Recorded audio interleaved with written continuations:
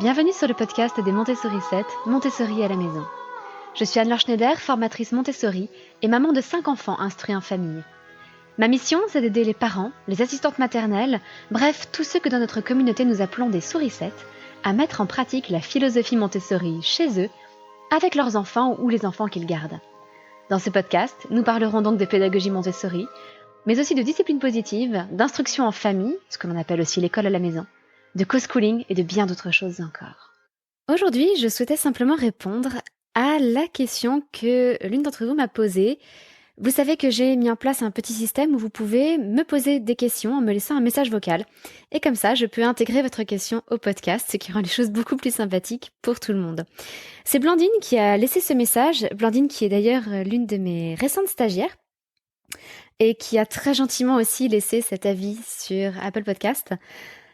J'adore, nous nous lançons dans l'IEF et nous sommes très heureux d'être accompagnés par Anne-Laure. Ces podcasts m'accompagnent dans toutes mes tâches ménagères depuis quelques jours et c'est un pur bonheur. Merci Anne-Laure. Alors merci à toi Blandine, Blandine qui participe à plusieurs de mes formations maintenant. Et voilà, c'est formidable de voir les découvertes petit à petit de ces enfants dans les activités. C'est toujours une très très grande joie en tant que formatrice. Mais Blandine avait une question. La voici. Bonjour Anne-Laure, merci beaucoup pour tous ces podcasts. J'aimerais beaucoup avoir votre avis sur les écrans, savoir comment vous arrivez à gérer les différents âges. Voilà, quel contenu pour quel âge, quelle durée pour quel âge. Est-ce que vous arrivez à faire des séances familiales?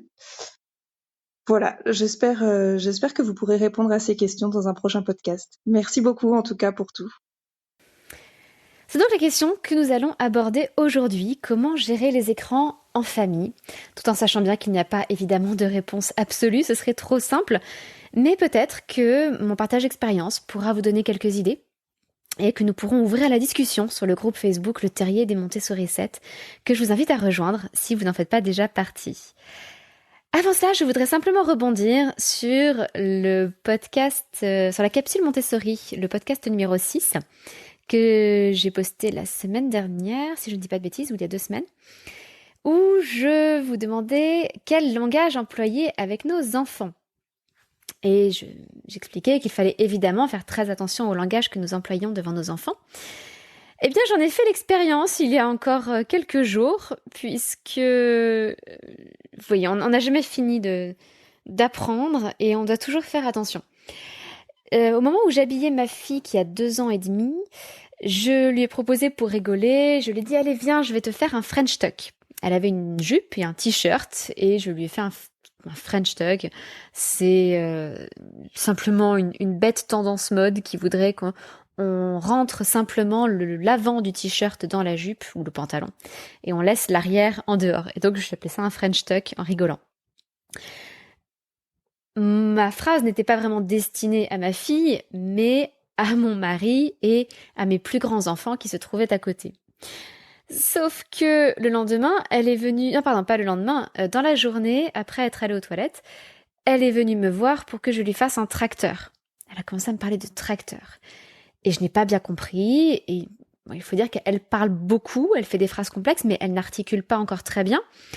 Elle n'a que 2 ans et demi, et donc, qu'est-ce qu'elle me raconte avec son tracteur? Et j'ai fini par comprendre qu'en fait, elle voulait que je lui fasse un French tuck.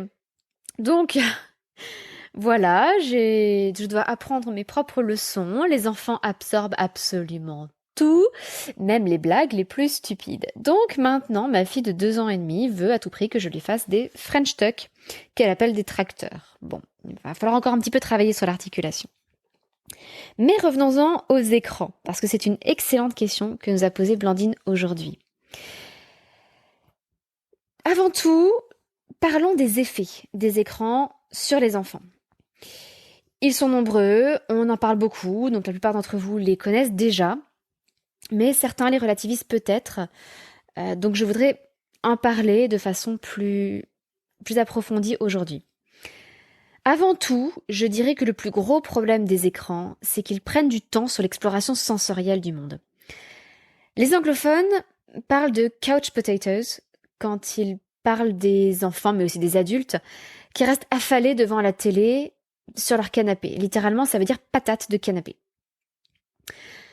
Et je trouve que l'image est très parlante. Effectivement, combien d'entre nous, et je parle de moi aussi, adultes ou enfants, devenons des patates de canapé devant des écrans, dans une passivité totale.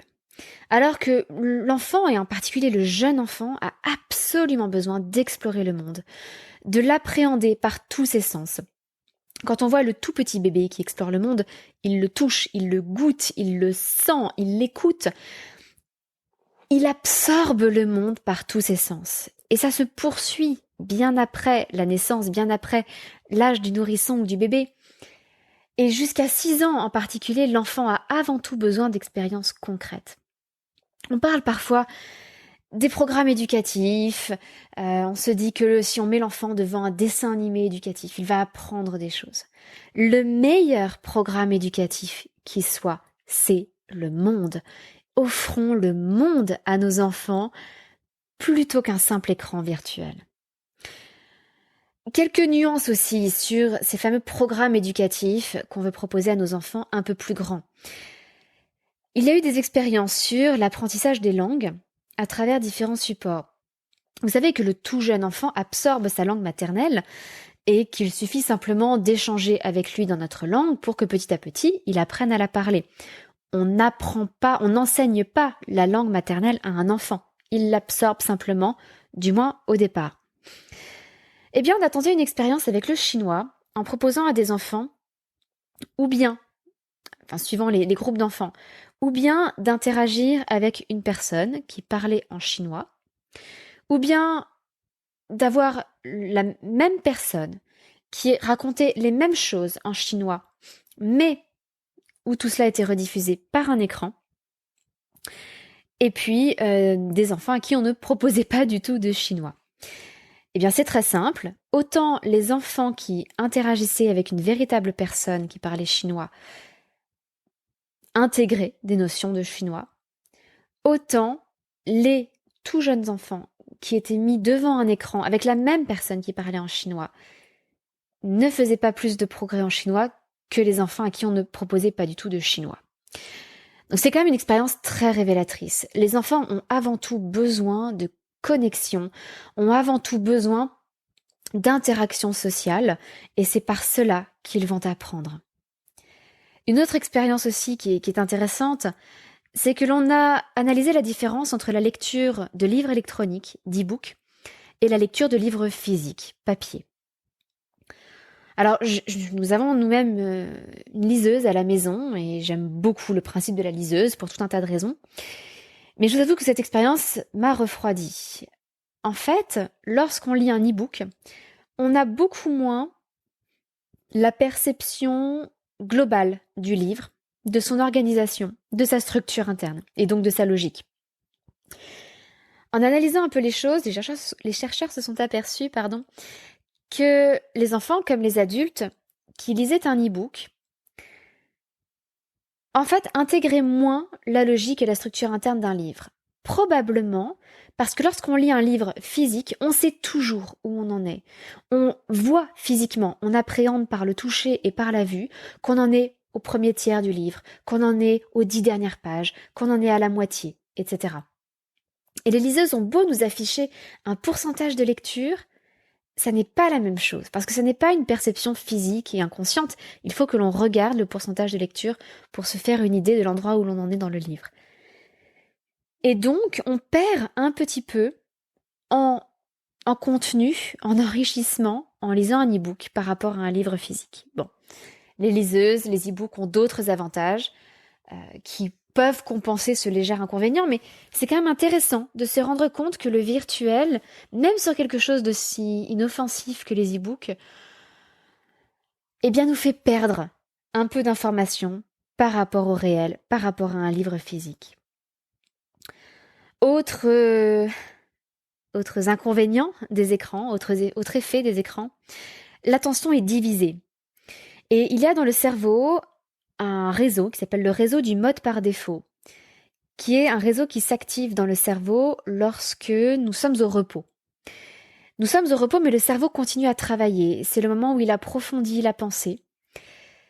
Et malheureusement, lorsque nous sommes devant un écran, nous sommes sans arrêt en train de réagir à des stimuli visuels. Et donc nous sommes sans arrêt dans un mode stimulus-réponse qui ne permet pas d'activer ce mode par défaut. Donc nous restons dans une pensée très superficielle, une pensée en mode zapping.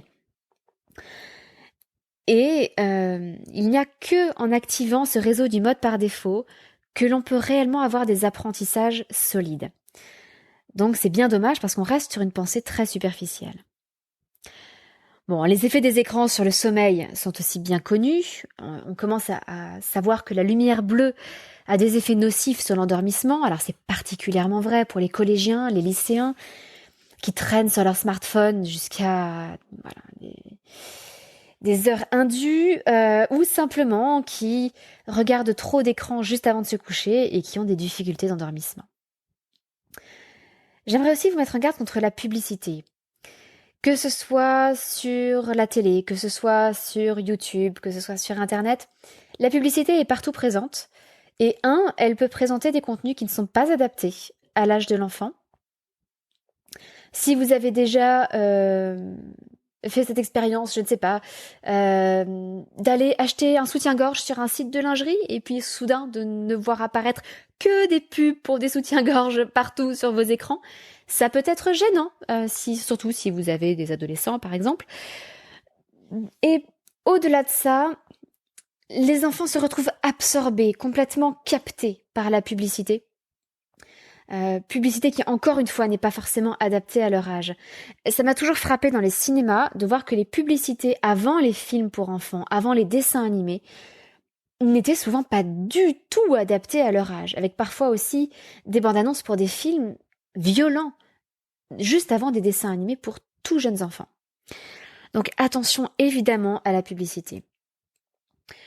Je vous disais tout à l'heure aussi que les écrans priver le jeune enfant d'une exploration sensorielle du monde réel, c'est d'autant plus gênant qu'avant 6 ans, et j'en parlais récemment dans le podcast Maria Montessori et les animaux qui parlent, qui est le podcast numéro 8. Si vous voulez vous y référer, je vous parlais de l'imagination, de l'imaginaire, et je vous expliquais combien la distinction entre réel et imaginaire était encore en construction avant 6 ans. Et que parfois, même après 6 ans, elle restait encore assez floue. Eh bien, chez un très jeune enfant, s'il voit une image sur un écran, il ne va pas faire la différence avec le réel, puisque cette image, il la voit, il la perçoit par ses yeux. Pour lui, c'est quelque chose de réel. Donc, on va renforcer cette confusion entre le réel et l'imaginaire en soumettant l'enfant à trop d'écran. Bon, il y a d'autres dangers encore, dangers d'obésité, de dépression, d'anxiété aussi. Et puis, chez les adolescents, avec le jeu vidéo, avec Internet, on peut se dire qu'ils développent une pensée qui peut être intéressante, avec une très grande réactivité, du multitâche, une pensée rapide, mais ça se fait aussi au détriment de la pensée plus profonde. Et au final, c'est une pensée qui est soumise sans arrêt au zapping. Le plus gros danger des écrans, à mon sens, mais qui pourtant n'a pas été vraiment validé scientifiquement, c'est l'addiction aux écrans. Quand je vous dis que ça n'est pas défini scientifiquement, c'est parce que, en fait, c'est assez récent que l'on parle d'addiction pour autre chose que les drogues dures, l'alcool, le tabac, des choses comme ça. Et on a commencé à parler de l'addiction au jeu d'argent, de l'addiction au sexe, de l'addiction alimentaire. Et on peut aussi parler d'addiction aux écrans. Mais ça n'a pas encore été validé. Il n'y a pas de consensus général scientifique sur le sujet. L'une des raisons profondes, c'est que chez l'adulte, il y a un système de récompense et de dépendance qui se détraque, alors qu'en fait, chez le jeune enfant et l'adolescent, ce système est encore en construction. Donc il est difficile pour les scientifiques d'affirmer qu'il s'agit vraiment d'un comportement addictif ou simplement d'un comportement excessif dans un système encore en construction. Malgré tout, c'est vraiment quelque chose que j'observe. Lorsque les enfants ont des doses d'écran plus importantes que d'habitude, ou simplement des doses d'écran importantes, ils finissent par devenir complètement accros. Et à quoi est-ce qu'on le mesure ? J'estime personnellement que la meilleure des mesures, c'est lorsque les enfants nous réclament des écrans. Tous les enfants vont être différents en la matière. Tout comme certains adultes ont une addiction pour le tabac. Personnellement, je n'ai aucune attirance pour le tabac, je n'ai jamais fumé de ma vie, ça ne me tente absolument pas. Certains adultes ont une addiction envers l'alcool. Je bois de temps en temps un verre de vin, un verre d'apéritif, mais je n'ai aucun problème à arrêter quand je suis enceinte, quand j'allaite. Je n'ai aucun risque d'addiction envers l'alcool.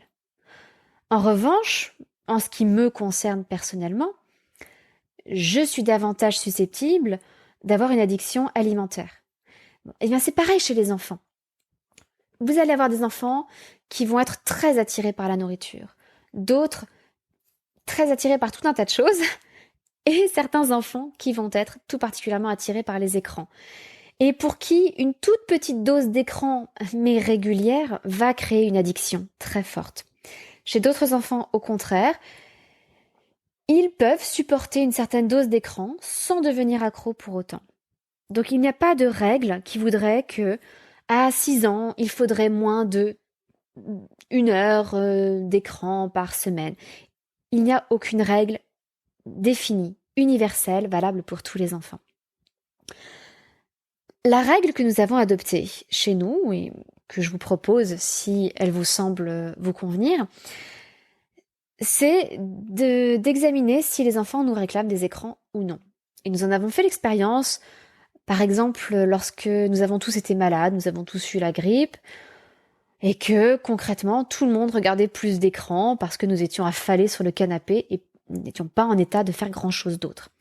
Eh bien, une fois guéris, dans les semaines qui ont suivi, tous les jours, les enfants réclamaient de regarder un film. Pour nous, cela a été un signal d'alarme. Et nous avons donc décidé de faire en quelque sorte une cure de désintox.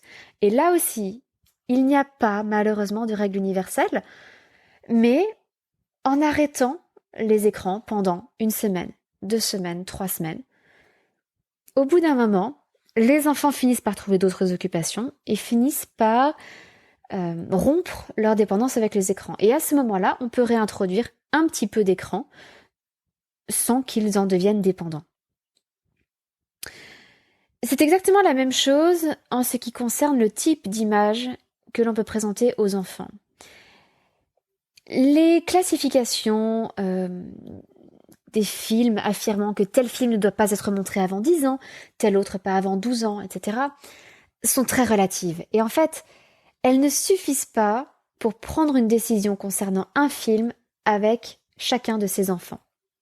L'idéal, quand on le peut, c'est évidemment de voir le film avant, pour déterminer si tel de nos enfants que l'on connaît bien est à un bon niveau de développement pour visionner le film en question. Malheureusement, ça n'est pas toujours possible, en particulier pour les films au cinéma. Il est très rare que l'on puisse acheter un ticket de cinéma, aller voir le film tout seul et ensuite y retourner avec l'un ou l'autre de ses enfants. Alors, si jamais on se retrouve à montrer un film qui crée un petit traumatisme chez l'enfant, s'il en fait des cauchemars, il faut en parler, il faut expliquer, il faut écouter. Il faut accueillir les émotions et c'est par la parole que petit à petit l'enfant va se libérer de ces images-là. Il ne faut pas dramatiser, on s'en remet. Ne culpabilisez pas si ça vous arrive de montrer des images trop violentes à l'un de vos enfants. Parce qu'encore une fois, ces images seront peut-être trop violentes pour votre enfant de 6 ans et pas pour votre enfant de 4 ans à côté. Ça n'est absolument pas universel et ça n'est pas spécialement lié à l'âge. En fait, tous les enfants et tous les adultes, de la même façon, n'ont pas le même rapport de distanciation par rapport aux images qu'ils voient. Certains adultes ne supportent pas de regarder un film d'horreur. Pourquoi ? Parce que pour eux, c'est trop réel. Ils ressentent les images dans leur corps. Souvent, on voit les gens se crisper, les gens qui n'aiment pas les films d'horreur, ils se crispent à la moindre image un peu glauque. D'autres personnes, alors j'en fais partie, ont une grande distanciation devant les images. Si je vois du sang couler à l'écran, ça m'est totalement indifférent. Ça ne veut pas dire que je ne vais pas crier de peur parce que je suis soudain surprise dans un film par un rebondissement. Mais globalement, j'ai une grande distanciation par rapport à l'horreur. Ça n'est pas le cas de tout le monde. Et donc il faut vraiment tenir compte du rapport de distanciation de chacun de nos enfants par rapport aux images. Alors, comment gérons-nous les écrans chez nous ? Je vais vous rentrer dans les détails et vous expliquer un peu les choses, sachant que nous avons des enfants entre 7 mois et 10 ans.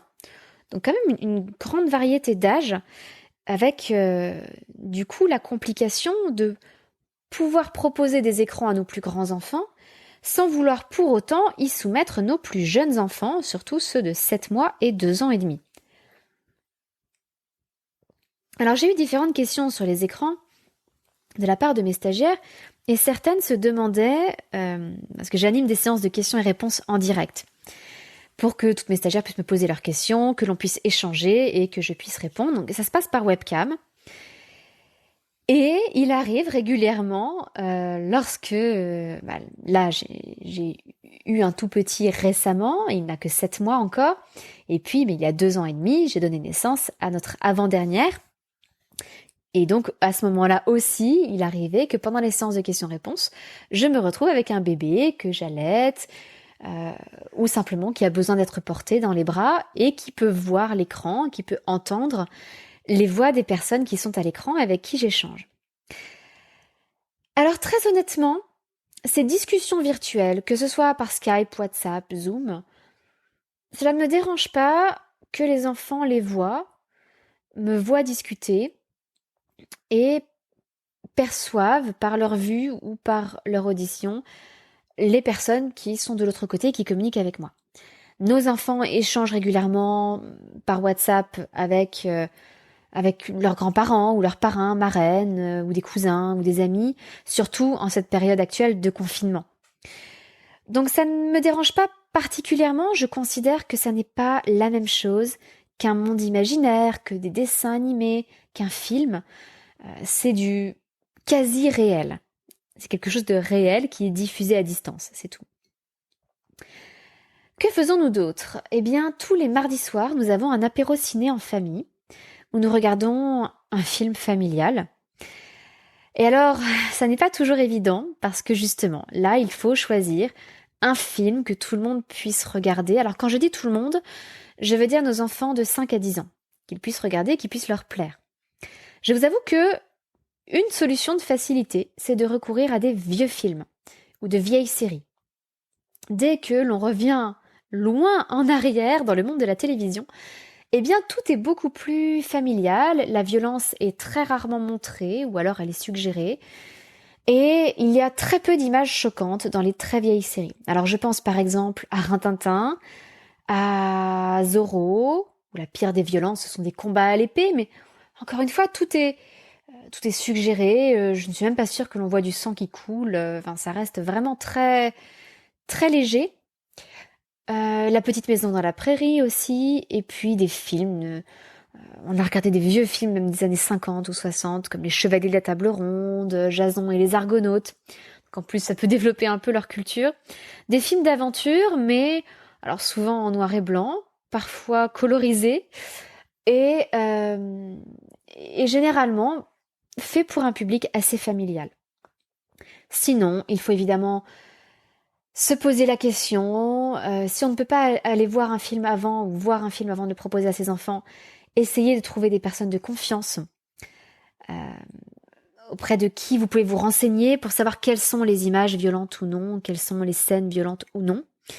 Et puis, il y a également un site que je vais vous mettre dans les liens les notes de ce podcast, où vous pouvez trouver la classification, c'est-à-dire l'âge à partir duquel il est recommandé ou non de pouvoir regarder le film, de différents pays, en sachant que les États-Unis n'ont pas la même classification que nous, et que différents pays européens n'ont pas la même classification que nous, et puis des commentaires du public indiquant le type de scène violente. Par exemple, pour un film donné, il va être précisé qu'il y a, je ne sais pas, une scène de pendaison, une bataille, un duel à l'épée, mais sans sang versé. Et puis qu'il va y avoir un dialogue un peu vulgaire sur tel thème, ou qu'il va y avoir des jurons. Et donc, en fonction de ce que vous êtes prêt à accepter ou non, de ce que votre enfant peut regarder sans dommage ou non, eh bien, vous pourrez faire votre choix beaucoup plus facilement. Donc, ce site est très utile aussi lorsque vous ne connaissez pas le film que vous voulez regarder. Que faisons-nous d'autre en ce qui concerne les jeux vidéo, parce que nos plus grands enfants pourraient jouer à des jeux vidéo, nous ne les laissons jouer qu'à des jeux qu'ils ont eux-mêmes programmés. Alors, c'est une règle assez stricte pour l'instant, et nous verrons à partir de 12 ans, à peu près, si nous la changeons. Pour l'instant, c'est une règle qui nous convient bien, parce qu'elle force les enfants à être actifs et non pas passifs. Ils doivent programmer un jeu et du coup, ils peuvent y jouer pour le tester. Et à ce moment-là, on les laisse jouer un petit peu plus longtemps que nécessaire pour simplement le tester. Voilà, simplement pour qu'ils aient la satisfaction du travail accompli et qu'ils puissent en profiter. Et il n'y a donc que nos deux aînés de 8 ans et 10 ans qui peuvent jouer à des jeux vidéo et qui apprennent la programmation informatique avec des langages adaptés pour les enfants, à savoir Scratch, ou qui utilisent la plateforme Cood, C-O-O-D, qui permet aussi d'apprendre à programmer des jeux vidéo et de manière plus générale à utiliser les nouvelles technologies. Je vous en reparlerai d'ici quelques minutes. Nous utilisons aussi quelques rares applications éducatives, essentiellement lorsque nous allions, puisque nous sommes encore en période de confinement, lorsque nous allions à Paris pour faire des sorties à la journée. Parce que nous avons un certain temps de RER pour arriver à Paris. Et généralement, donc j'y allais avec 4 enfants, puis 5, avec donc une poussette ou un enfant en porte-bébé et un sac à dos avec un pique-nique. Donc, je limite considérablement le nombre de livres que les enfants peuvent emporter pour le trajet. Ils ont droit à un livre et rien d'autre. Et comme régulièrement ça ne suffit pas, eh bien, sur mon téléphone, je les autorise à utiliser certaines applications. À savoir une application qui s'appelle Drapeau, qui permet d'associer les drapeaux au pays et les capitales au pays également. Une application qui s'appelle Animaux, je crois, sur les animaux, donc qui fait associer des images d'animaux et le nom de l'animal, qui apprend des choses sur les animaux. Enfin, ça leur plaît bien. Et puis, notre aîné fait de l'anglais sur Duolingo, où là aussi, c'est une application que j'aime beaucoup. Et dernière application que nos enfants utilisent, Ankidroid, A-N-K-I-D-R-O-I-D, c'est pour téléphone Android, c'est pour ça que ça s'appelle comme ça. En fait, c'est une application de flashcards, c'est-à-dire vous savez, ces cartes de révision où généralement on a une question d'un côté et la réponse de l'autre. Alors, on voit souvent ça chez des étudiants en médecine qui cherchent à retenir par cœur les os du crâne ou des choses comme ça très techniques, et qui ont beaucoup de choses à mémoriser et qui utilisent un système de flashcards. Alors pourquoi nous utilisons Ankidroid? C'est parce que notre fille de 8 ans fait du latin. Et pour retenir le vocabulaire, eh bien, son père lui fait des fiches de latin, des fiches de vocabulaire, avec donc d'un côté le mot latin, de l'autre le mot français, et inversement. Et cette application Ankidroid permet donc de créer des fiches. Il y a aussi des paquets de fiches déjà faits sur certains thèmes. Et elle utilise le système de répétition espacée. C'est-à-dire que l'enfant, ou l'adulte, va s'entraîner sur une fiche. S'il y arrive, elle lui sera reproposée sous un intervalle relativement court, puis sous un intervalle de plus en plus long. S'il n'y arrive pas, la fiche lui sera reproposée assez rapidement jusqu'à ce qu'il y arrive bien. Donc ça automatise la répétition des fiches et du travail d'entraînement. Donc ça permet de faire un bon entraînement à la mémorisation. Voilà, en s'épargnant un système compliqué de fiches qu'il faudrait classer, transporter, etc. Donc nous utilisons Duolingo, Drapeau, Animaux et Ankidroid. Nous utilisons aussi, comme je vous le disais, la plateforme Cood pour apprendre à se servir des technologies, puisqu'elle nous permet, donc ça permet aux enfants d'apprendre à programmer, même si nous utilisons aussi tout simplement Scratch. Il y a beaucoup de livres qui existent avec des tutoriels pour créer des jeux vidéo sous Scratch. C'est un langage de programmation qui s'écrit comme du français. Il n'y a pas de code très compliqué et le principe est que l'on déplace des bouts de code pour former des blocs de code en fait pour former un programme. Et je trouve, alors moi-même qui ai une formation scientifique et en particulier mathématiques et informatique, je trouve que c'est vraiment une excellente introduction à la programmation, à la logique. Et puis ça leur apprend, lorsqu'ils testent leur programme, que la machine ne fait jamais d'erreur. La machine ne fait que ce qu'on lui dit de faire. Et donc s'il y a une erreur dans le programme, ça n'est pas que la machine se trompe, mais qu'ils ont eux-mêmes commis une erreur dans le programme. Et ça leur apprend à dépister cette erreur, ce que je trouve extrêmement intéressant pour eux. On peut faire plein d'autres choses. Alors, pour apprendre à se servir des technologies, sur Coude, ils peuvent apprendre par exemple à faire des recherches sur les moteurs de recherche. Et je trouve que cela va avec un apprentissage du sens critique. Pour l'instant, les enfants ne font pas de recherche sur Google sans moi. Et j'essaie de leur apprendre à extraire des informations correctement d'Internet. Par exemple, prenez Wikipédia. Tout sur Wikipédia n'a pas la même valeur. Il y a des contenus qui sont discutables, qui ont des bannières, qui sont en cours de construction, si vous voulez, qui ne sont pas bien établis. Et puis, il y a des articles qui sont notés comme étant des articles de qualité, qui sont bien établis. Par exemple, si vous cherchez un article sur Mozart, par exemple, il n'y a pas ou presque pas de discussion sur l'article Mozart. C'est un article d'une très grande qualité encyclopédique. Et on peut donc s'y référer.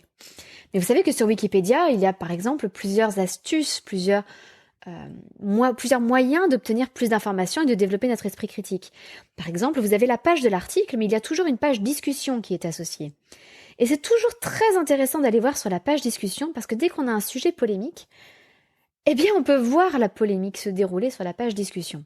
Et voir quelles ont été les hésitations des auteurs, les éditions de l'article qui ont été faites.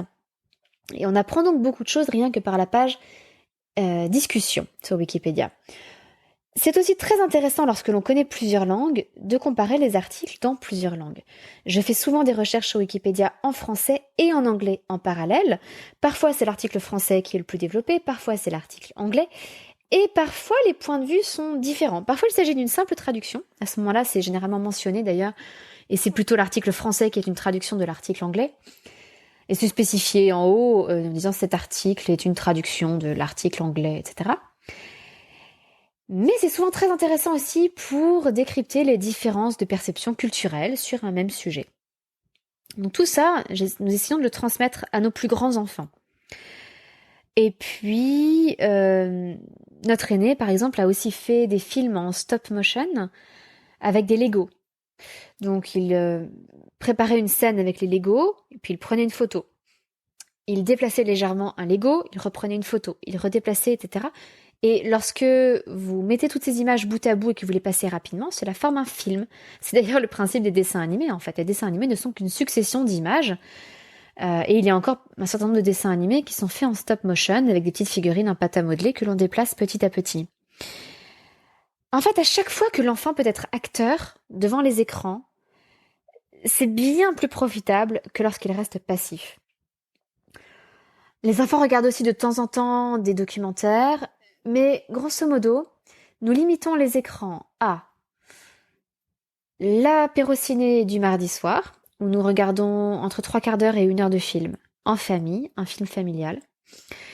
Alors, nos 2 plus jeunes enfants sont présents à ce moment-là. Comme il s'agit d'un apéro, d'un apéritif dînatoire, notre fille de 2 ans et demi est généralement bien plus préoccupée par l'apéritif que par le film.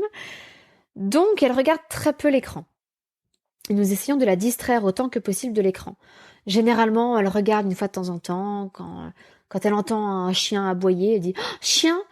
Bref, elle est intéressée par ce qui l'intéresse à son âge. Mais nous essayons de distraire son attention, même si concrètement, elle est là. Et puis, pour notre petit bébé de 7 mois, eh bien, nous essayons le plus possible de le coucher pendant ces temps-là. Ou en tout cas, si jamais il est encore présent dans la pièce à ce moment-là, évidemment, il n'est pas tourné vers l'écran. Nous essayons autant que possible de le garder contre nous, sur nos genoux, dos à l'écran. Bon, même si ça n'est pas idéal qu'il soit dans la même pièce déjà que le film. Encore une fois, ah oui, donc nous limitons les écrans, comme je vous le disais, à l'apéritif dînatoire du mardi soir. Et souvent, ils peuvent regarder une autre fois dans la semaine un bout de film. Généralement, encore une fois, 3/4 d'heure à peu près. Nous regardons de temps en temps, pas toutes les semaines, un documentaire comme C'est pas sorcier sur YouTube, ou vous savez, il y a des livres qui sont associés à des DVD. J'ai oublié le nom de la collection, mais voilà, on a des DVD documentaires comme ça qui sont associés à des livres. Et quand on en emprunte à la bibliothèque, on peut les regarder de temps en temps. À part cela, au niveau des écrans, eh bien, nos deux aînés, donc, programment sur ordinateur, et notre aîné pratique l'anglais sur Duolingo, et notre deuxième pratique le latin, s'entraîne à réviser les vocabulaires latins sur Ankydroid. Que faisons-nous d'autre? Nous leur apprenons aussi à décrypter les publicités autant que possible, parce que nous avons vu à quel point ils étaient captés par les publicités, donc nous expliquons de les introduire, nous essayons de les introduire à certaines notions comme la marchandisation du temps de cerveau, ou alors celle des données personnelles. Nous leur expliquons comment fonctionne le système économique derrière une application. Par exemple, sur Duolingo, de base, il y a des publicités. Et donc nous leur expliquons aussi comment les publicités essaient de les pousser, des publicités pour des jeux parfois, essaient de les pousser à cliquer. Et je pense que de manière générale, c'est l'autorégulation et l'éducation qu'il faut privilégier avant la répression, l'interdiction ou les logiciels de contrôle parental. Alors, les logiciels de contrôle parental sont une très belle invention, je ne dis pas le contraire, mais c'est totalement inefficace si ça n'est pas accompagné d'éducation et de confiance et de dialogue entre les parents et les enfants. Parce que ne vous faites pas d'illusions. Les enfants vont très vite savoir contourner un logiciel de contrôle parental. Très vite, ils nous domineront en ce qui concerne les technologies, et donc il ne faut pas trop compter sur des logiciels extérieurs que nous maîtriserons moins bien que nos enfants pour limiter leur temps d'écran et l'effet des écrans sur eux. Donc il vaut mieux éduquer, apprendre aux enfants à se servir de ces technologies plutôt que de simplement les interdire. Je voulais aussi partager avec vous quelques critères. Alors nous n'avons pas encore d'adolescents, mais il y a un avis de l'Académie des sciences qui a été rendu en 2013 et qui donne quelques critères intéressants pour les adolescents. Des critères qui peuvent savoir s'il y a raison de s'alarmer ou pas. Est-ce que l'adolescent joue avec des amis qu'il retrouve dans la vie réelle? Si c'est le cas, c'est bon signe. Ça veut dire qu'il a une vie sociale en dehors et qu'en fait, la vie virtuelle, les jeux en réseau, etc. ne sont qu'un prolongement de cette vie sociale réelle. C'est donc un effet beaucoup moins néfaste que s'il s'enfermait dans le pur virtuel. Est-ce que l'enfant, l'adolescent, a une activité de création d'images ou de films? Est-ce qu'il est acteur? Est-ce qu'il produit lui-même du contenu, des choses? C'est exactement la même différence qu'entre jouer à un jeu vidéo et le programmer. C'est très, très différent. Et dernier critère, est-ce que l'enfant, l'adolescent, a le désir de se tourner vers des professions liées aux écrans? À ce moment-là, s'il y passe beaucoup de temps, on peut se dire que ça n'est pas pour fuir, que ça n'est pas par addiction, mais que c'est simplement en vue d'un projet professionnel construit. Bon. Ça fait beaucoup de choses que je partage avec vous aujourd'hui. Je sais que ce podcast est assez long par rapport à ce que je voudrais faire d'habitude le mardi. Mais le dernier point que je voudrais aborder, c'est nous-mêmes. Car nous sommes le premier modèle devant nos enfants et nous-mêmes pouvons facilement devenir accros à nos smartphones, à nos ordinateurs, à notre télé. Alors de moins en moins à la télé, mais peut-être à Netflix, peut-être à YouTube, peut-être à Instagram. C'est très facile lorsqu'on a 30 secondes de tranquillité de dégainer son smartphone et de faire défiler sur l'écran le flux Facebook, le flux Instagram, etc. Essayons de privilégier autant que possible nos relations parents-enfants et essayons de décrocher de notre smartphone et de nos écrans. Je sais que c'est difficile. Moi-même, mon métier consiste essentiellement à passer ma vie devant les écrans puisque je propose des formations en ligne, puisque je suis présente sur les réseaux sociaux pour mon travail. Et honnêtement, si ça n'était pas pour mon travail, je crois que je ne serais... Je serais peut-être sur Instagram, et encore, je ne suis même pas sûre. En tout cas, je ne serais probablement plus sur Facebook. C'est un excellent outil d'échange. Je suis sur plusieurs groupes d'échange avec des montessoriens, des éducateurs, avec des parents. C'est très enrichissant. On y trouve des informations qu'on ne trouve nulle part ailleurs parce qu'elles permettent un échange d'expériences, ce qu'on ne peut pas seulement obtenir par des livres ou par des recherches sur Internet. Malgré tout, c'est très addictif et cela pose un problème quand les enfants nous voient sans arrêt devant les écrans. Alors j'ai 2 pistes à vous proposer pour essayer, et je suis la première concernée comme je vous le disais, de réguler notre consommation d'écran. La première chose, ce serait de prendre conscience du temps que nous passons dessus. J'ai des amis qui ont développé une application il y a quelques années qui est remarquable, que j'ai pu tester moi-même, qui s'appelle Smarter Time. Et cette application permet d'enregistrer tout le temps que nous passons sur des applications, par exemple Facebook, Instagram, etc., sur notre téléphone, mais également sur le PC. Et elle permet aussi, de manière plus générale, de suivre l'utilisation que nous faisons de notre temps avec un système de géolocalisation assez précis. Qui permet par exemple d'enregistrer que si vous êtes dans votre salon, c'est que vous êtes en train de regarder la télé, ou si vous êtes dans la cuisine, si vous êtes en train de préparer le repas, et que si vous êtes au bureau, c'est que vous êtes en train de travailler. Donc c'est assez sympathique. Et ça permet de prendre conscience du temps réel que l'on passe sur les écrans. Parce que ne vous faites pas d'illusions. Vous sous-estimez le temps que vous passez sur les écrans. J'en ai fait l'expérience. J'ai utilisé Smarter Time pendant 1 semaine. Et voilà, quand on a l'image que nous renvoie le miroir n'est pas forcément très flatteuse, mais au moins elle nous permet d'avancer et de partir sur de véritables données. Et puis l'autre piste que je vous propose d'explorer, mais si vous êtes là, vous la connaissez probablement déjà, c'est l'utilisation des podcasts. Les podcasts sont une solution vraiment intéressante et c'est pour cela que j'ai choisi ce format. Parce que nous pouvons très bien mettre un casque sur nos oreilles et pendant qu'on passe aspirateur, écouter un podcast. On peut très bien aller courir et écouter un podcast. Et nos enfants peuvent nous voir écouter un podcast. Ils voient qu'on a un casque sur les oreilles, mais ils peuvent quand même nous parler et on peut arrêter. Et ils nous voient actifs en même temps. Ils ne nous voient pas complètement passifs comme des patates de canapé, comme je vous en parlais au début de ce podcast. Simplement à recevoir, à accueillir des images, à être soumis à l'écran. Donc j'avais pensé à un moment renforcer ma chaîne YouTube. J'ai quelques vidéos sur YouTube pour des choses qui ont besoin d'un support visuel. Mais de manière générale, je n'aime pas ça, déjà parce que ça prend énormément de temps d'éditer des vidéos et que je préfère le faire pour mes formations en ligne que pour une chaîne YouTube. Mais aussi parce que je pense que ce n'est pas le format idéal pour des parents aujourd'hui. Voilà, donc nous avons parlé aujourd'hui des effets des écrans, de l'addiction aux écrans, de la façon dont on gérait les écrans chez nous concrètement, que ce soit la télévision, ou le choix des films, l'utilisation de l'informatique, etc. Et puis enfin nous-mêmes, comment nous nous autorégulons devant les écrans. Alors comme souvent à la fin d'un podcast, j'aime bien vous partager un peu les activités que nous faisons avec les enfants, en particulier dans le cadre de l'instruction en famille Montessori. Et je vous avoue que la matinée a été très, très difficile. Parce que j'ai voulu apprendre à notre aîné François à faire du crochet au doigt. C'est une excellente activité, c'est exactement comme du crochet, mais avec de la grosse laine, et on le fait avec les doigts directement. Un peu comme le tricot à bras, on fait du crochet au doigt. Et donc j'ai voulu lui apprendre à faire du crochet au doigt, et sa sœur Elisabeth a voulu aussi que je lui apprenne à faire du crochet au doigt, donc j'ai essayé d'apprendre à 2 enfants en même temps.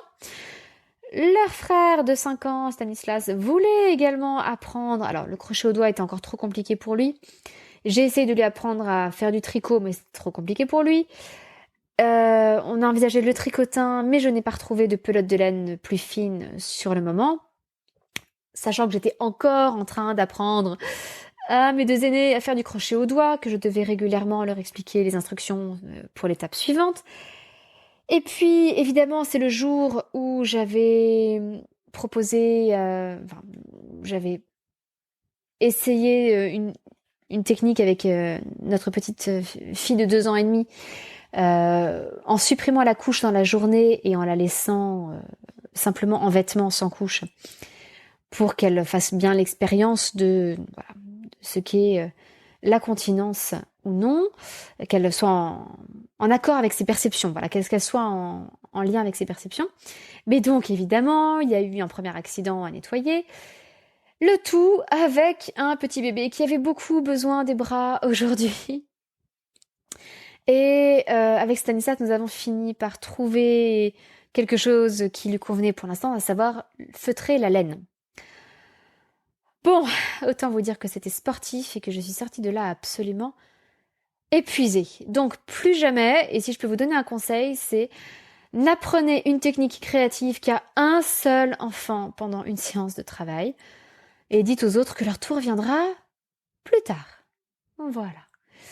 Mais toutes ces activités, ça peut vous paraître étrange qu'on fasse ça pendant nos temps de travail, mais en fait, elles présentent un grand intérêt. Un grand intérêt au niveau de la motricité fine, évidemment.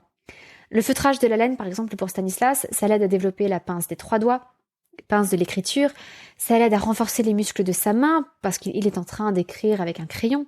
Et donc, ça l'aide à se muscler sans avoir à faire des pages et des pages d'écriture, ce qui serait absolument rébarbatif. En même temps, ça donne un exutoire créatif et artistique aux enfants. Et puis, le fait de faire un ouvrage, ça développe des qualités qui sont très importantes de manière générale dans la vie et particulièrement pour les apprentissages plus académiques, à savoir la persévérance et le fait d'aller au bout des choses, de ne pas laisser quelque chose en suspens. Lorsqu'on va au bout d'une feuille d'exercice à l'école, bon, on a la satisfaction d'avoir rempli sa page, mais ça reste assez abstrait. Alors que lorsque vous finissez un ouvrage, moi-même j'ai fini là parce que j'ai dû apprendre le crochet au doigt. Je ne savais pas faire du crochet au doigt jusqu'à il y a quelques jours. Donc j'ai appris avant de pouvoir apprendre aux enfants. Et donc j'ai réalisé un petit panier avec des anses en crochet au doigt. Eh bien la satisfaction d'avoir un objet concret que l'on peut saisir entre ses mains, que l'on peut toucher, est bien plus forte que la satisfaction un peu abstraite de cocher une tâche sur une liste de choses à faire.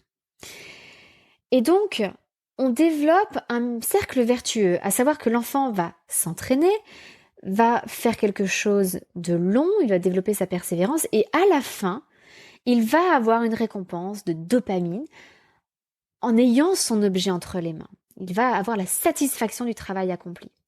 Ce qui va renforcer sa motivation pour faire d'autres ouvrages, persévérer, aboutir à un résultat, pouf, shoot de dopamine. Et on revient à notre cercle vertueux permanent. Une fois que l'enfant a développé ses capacités de persévérance, de concentration, d'attention, et vraiment le fait d'aller au bout des choses, eh bien toutes ces capacités, il peut les utiliser aussi dans le domaine plus académique, plus scolaire. Et donc, lorsqu'on déplore le manque de concentration, le manque d'attention d'un enfant, ça peut être une piste d'aller explorer les loisirs créatifs, les activités manuelles. Tout est valable, tout est intéressant. Je disais feutrer la laine, le tricotin, tricoter, faire du crochet au doigt, faire du crochet tout court, faire de la couture, faire de la broderie. Ça n'est que pour le fil et la laine. On peut aussi faire du macramé, de l'origami. Mais tout ce que vous pouvez imaginer aura un intérêt aussi bien en termes de motricité qu'en termes d'expression artistique, qu'en termes de développement des capacités profondes des enfants. Voilà, donc c'est ma dernière suggestion pour aujourd'hui. N'oubliez pas les activités manuelles, elles peuvent faire partie intégrante de votre travail si vous pratiquez l'instruction en famille ou le co-schooling avec vos enfants. Eh bien, je vous laisse pour aujourd'hui. Je vous rappelle simplement le grand concours que j'ai organisé pour le lancement de ce podcast. N'oubliez pas d'aller mettre une note et un avis sur Apple Podcast ou iTunes si vous avez un PC et que vous n'avez pas d'appareil Apple. Il y a déjà une 30aine d'avis. N'oubliez pas de mettre une note et un avis parce que je vais tirer le gagnant au sort parmi les 100 premiers avis et que je ne peux pas tirer au sort parmi des notes qui sont totalement anonymes, mais voilà, parmi lesquels je ne peux tirer personne au sort. Et donc je mets en jeu 2 jeux de société que nous aimons énormément à la maison, le jeu Dynastie, le temps des Mérovingiens, et le jeu Mystique, les Saints de la Légende dorée, qui sont 2 jeux des éditions de La Caverne, que je vous recommande chaudement, même si je n'ai aucune affiliation avec eux. Nous sommes simplement des fans de la première heure, puisque nous avons tous leurs jeux et nous en offrons régulièrement pour les anniversaires des amis des enfants. Eh bien, je vous souhaite une bonne journée et je vous dis à jeudi pour notre capsule Montessori qui sera beaucoup plus courte que cet épisode-ci. À bientôt, votre petite sourisette, Anne-Laure.